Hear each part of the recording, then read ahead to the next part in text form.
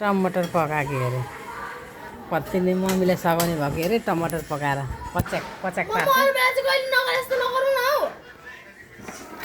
खै कस्तो पकाइस् टमाटर चाख्दै पकाउँदै गर्दैछु मेरो छोरीले टमाटर यहाँ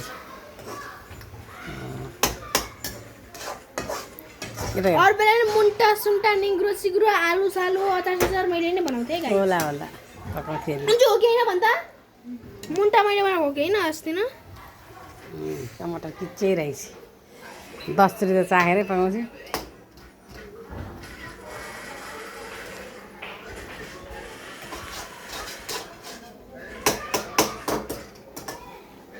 पछि अलि ठुली भएपछि पकाउने होइन होला अहिले चाहिँ राम्रो पकाउन चम्क्यो अझ मैले अस्ति न मुन्टा आलु निग्रो तरकारी अचारहरू कसले बनाएको अन्जु भन्दा अनि कति मिठो पकायो मेरो छोरीले